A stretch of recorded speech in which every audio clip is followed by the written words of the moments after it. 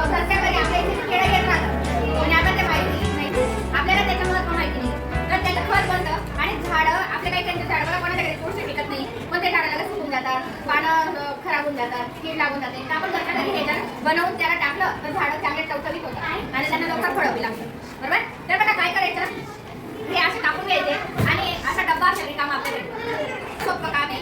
ते असं कट केलं की याच्यामध्ये आपल्याला टाकून द्यायचे. काय करायचंय, टाकून द्यायचे. हां, आणि आता सध्या हा अर्धा डब्बा आहे ना, तर आपण याच्यात 4 मुठा भरून हे टाकलं ना तरी हे खत तयार होतं. किती मुठा भरले आपण, 4 ते 8 मुठा.